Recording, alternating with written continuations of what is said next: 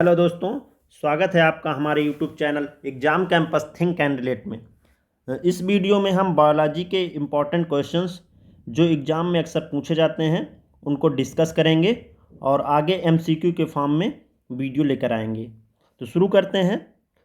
जीवित एवं मृत जानवरों दोनों का अध्ययन कहलाता है, दोनों का अध्ययन जूलॉजी कहलाता है, जंतु विज्ञान। बायोलॉजी की दो प्रमुख शाखाएं हैं, जूलॉजी और बॉटनी। जूलॉजी के जनक अरस्तु और बॉटनी के जनक थियोफ्रिस्टस हैं। नेक्स्ट क्वेश्चन, ऑर्निथोलॉजी के अंतर्गत किसका अध्ययन किया जाता है?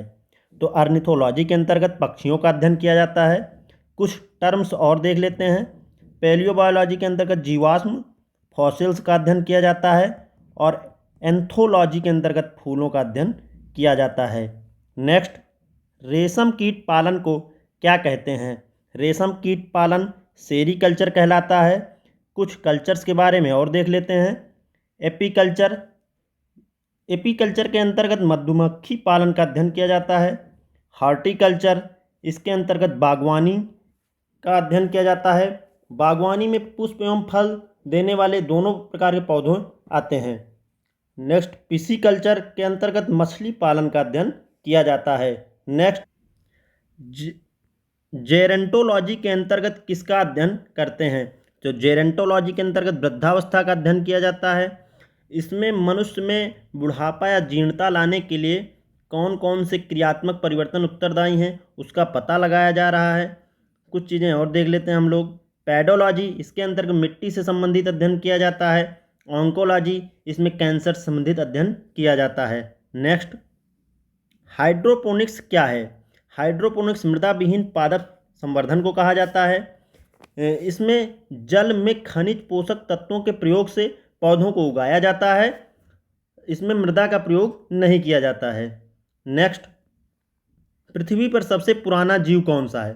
पृथ्वी पर सबसे पुराना जीव ब्लू ग्रीन एल्गी नील हरित शैवाल है। ये इन्वायरमेंट इंडिकेशन का कार्य भी करते हैं।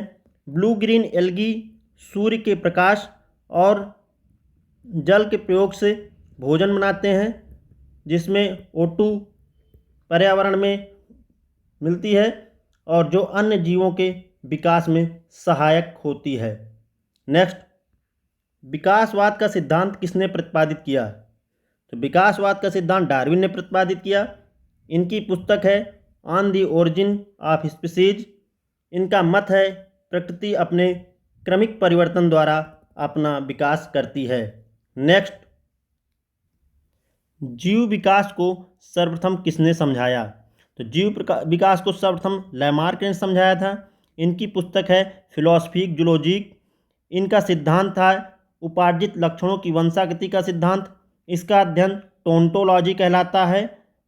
इसके अंतर्गत वातावरण में हुए परिवर्तनों के कारण जब किन्हीं अंगों का अधिक उपयोग किया जाता है तो वह अधिक विकसित हो जाते हैं और जिनका उपयोग कम किया जाता है वह धीरे धीरे विलुप्त हो जाते हैं। नेक्स्ट, विकास के उत्परिवर्तन सिद्धांत का प्रतिपादन किसने किया?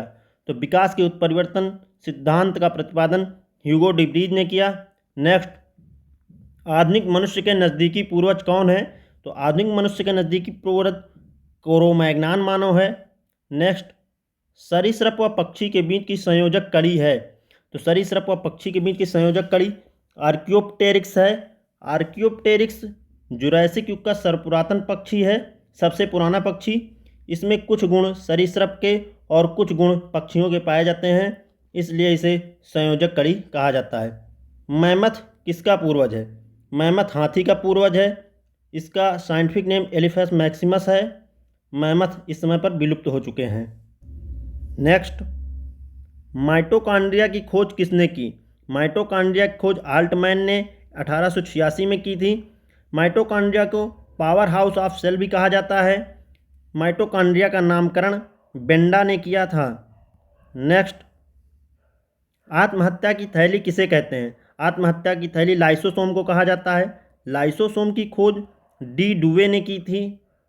नेक्स्ट, जीवन की सबसे छोटी कार्यात्मक एवं संरचनात्मक इकाई होती है तो जीवन की सबसे छोटी कार्यात्मक एवं संरचनात्मक इकाई कोशिका होती है। कोशिका के अध्ययन को साइटोलॉजी कहा जाता है।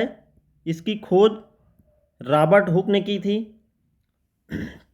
सबसे छोटी कोशिका जीवाणु माइकोप्लाज्मा गैलीसेप्टिकमा की होती है और सबसे लंबी तंत्रिका तंत्र नर्वस सिस्टम की होती है और सबसे बड़ी कोशिका शुतुरमुर्ग के अंडे की होती है। तो ये थे आज के कुछ important questions. Please like share and subscribe. Thanks for watching video.